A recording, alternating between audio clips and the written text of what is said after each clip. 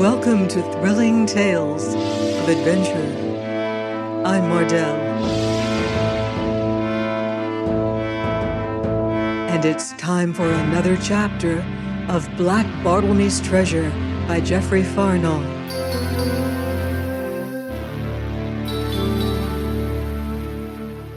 Chapter 5.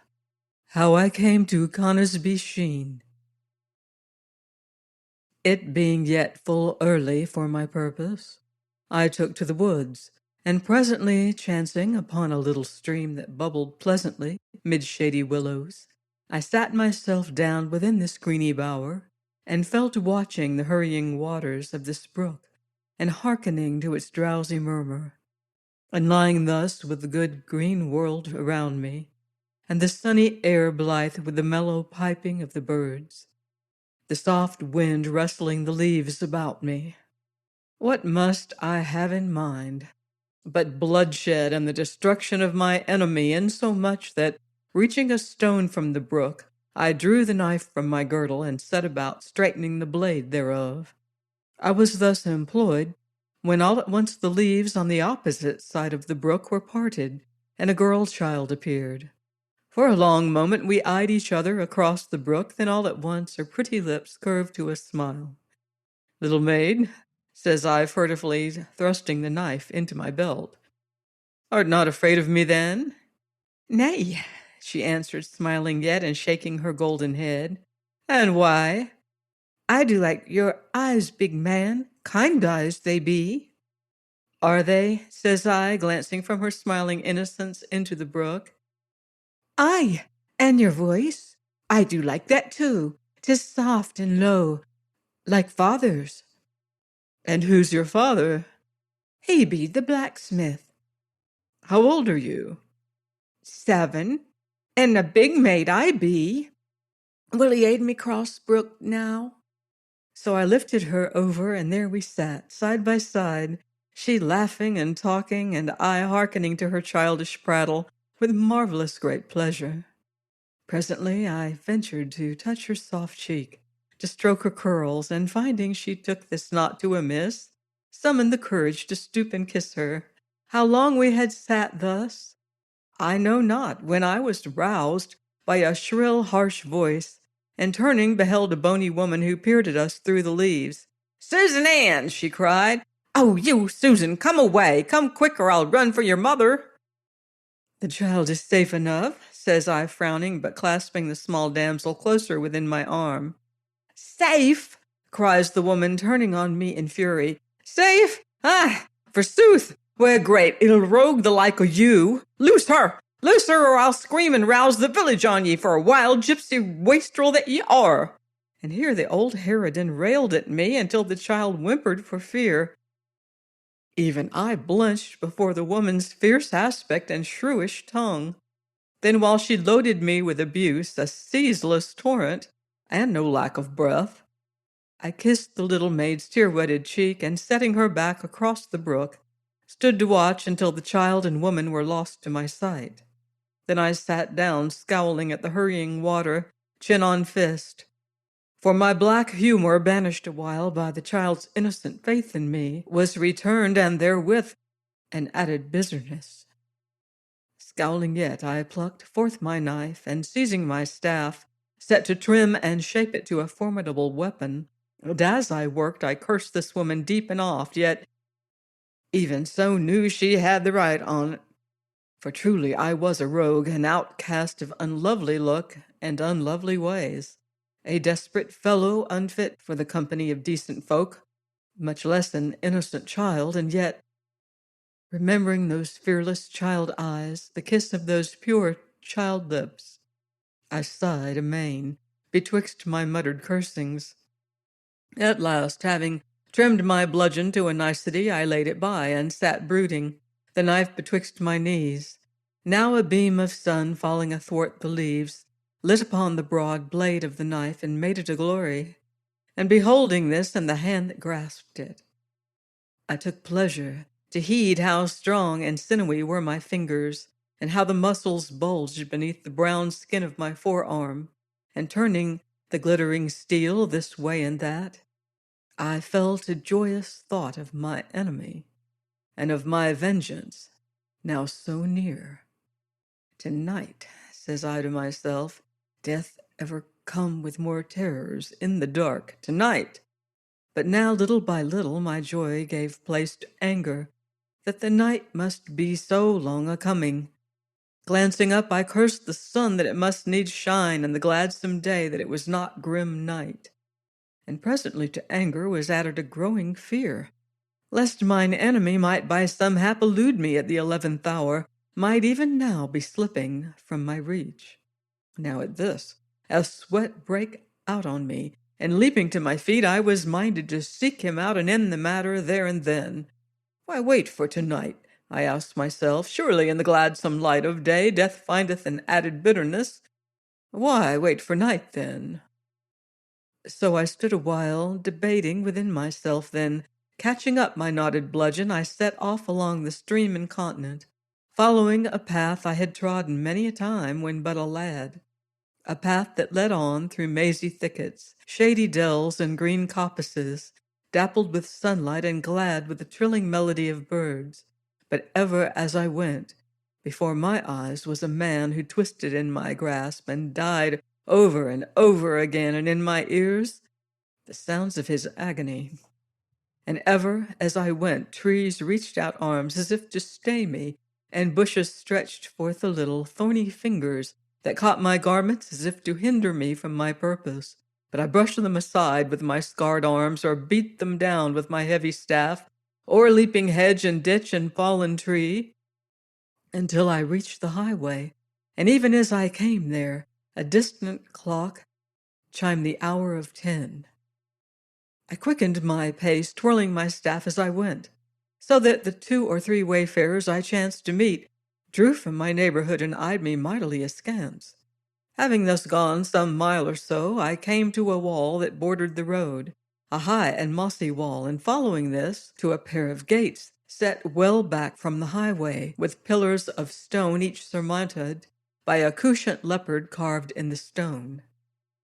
Now these gates were of iron, very lofty and strong, and fast shut.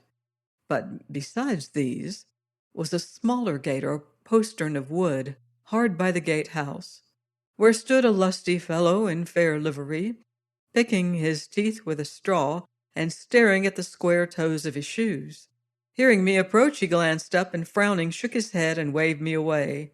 "Here's no road for the likes of you," said he, while I was yet at some distance. "Off wi' you." Howbeit, seeing I still advanced, he clapped to the gate, and letting fall the bar, cursed me roundly through the grill. "I would see Sir Richard Brandon," says I. "Then ye can't, no wise, so be off and be danged."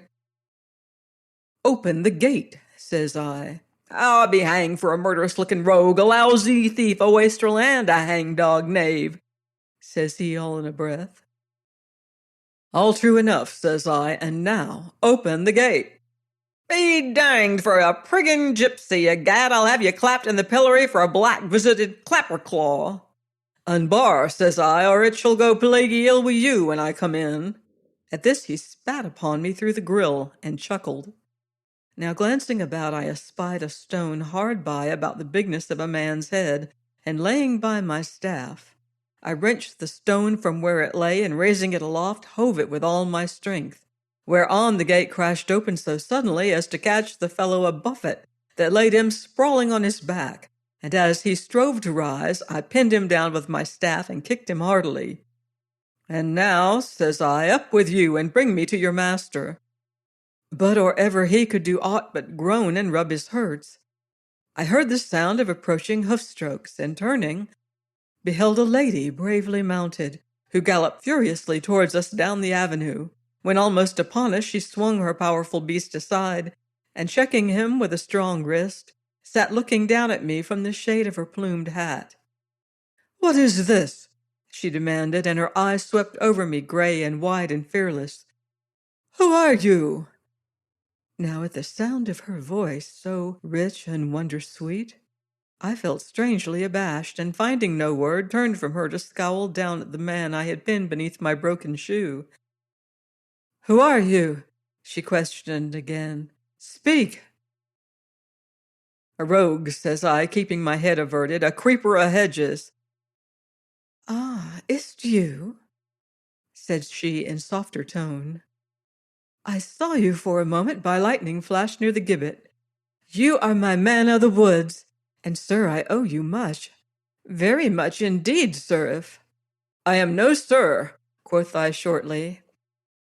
"Gregory," says she, looking down on the fellow neath my foot. "Gregory, get up." "Gregory," says I, "stir not." "Sir, would you hurt my servant?" says she, knitting her slender black brows. "Aye, faith," I nodded, "the uncivil rogue forced me to burst open the gate." "And why are you here? Who are you? What is your name?" cried she a little breathlessly, and I wondered at the fixed intensity of her gaze. "Gregory," says I, taking my foot from his middle, but threatening him with my staff, "I am come for no traffic with maids, so rise up and bring me to your master." "Nay," groans the fellow, turning up his eyes, "'tis thing impossible. Here's only my lady." "Aye, seek your master. Is he within?"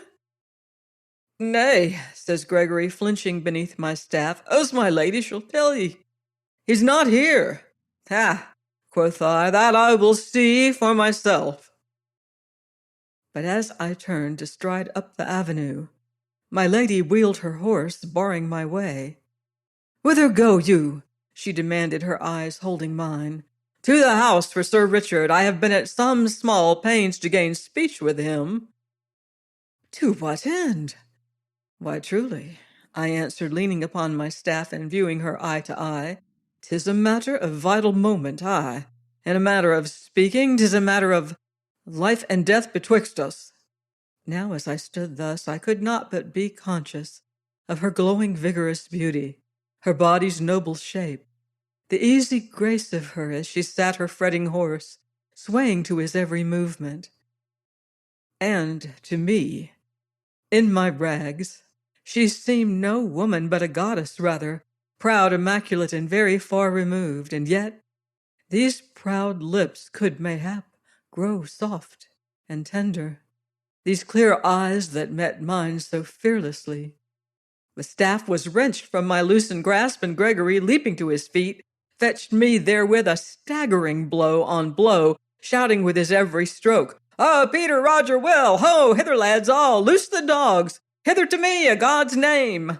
But though mused with blows, I rushed in blindly, and closing with the fellow, got him fairly by the throat and shook him to and fro. And now was I minded to choke him outright. But even then spied a cavalier who spurred his horse against me. Hereupon I dashed the breathless Gregory aside and turned to meet my new assailant, a spruce young gallant, from curling lovelock to Spanish boots. I remember cursing savagely as his whip caught me. Then, or ever he could reach me again, I sprang in beneath the head of his rearing horse, and seizing the rein close by the bridle, began to drag and wrench at the bit. I heard shouts and a woman's cry of fear, but I strove only the fiercer, while up and up reared the great roan horse, snorting in terror, his forelegs lashing wildly. Above tossing mane, the eyes of his rider glared down at me, as, laughing exultant, I wrenched savagely at the bridle until, whinnying with pain and terror, the great beast, losing his balance, crashed over backwards into the dust. Leaping clear of those desperate, wild, thrashing hooves, I found myself beset by divers fellows armed with staves, who closed upon me, shouting. And above these, her eyes wide, her full red lips close set, my lady looked down on me, and I, meeting that look, laughed even as her fellows rushed at me. "Go, Cosset, your pretty springled wench!" But even then, dazed and half blinded by a hail of blows, I staggered, sank to my knees, struggled up again, smiting with bare fists. A flame seemed to flash before my eyes, a taste of blood was on my tongue, and all sounds grew faint and far away as, stumbling blindly, I threw up my arms, tripped and plunged down and down into an engulfing darkness, and knew no more. Please join me next week. Will vengeance be served on thrilling tales of adventure?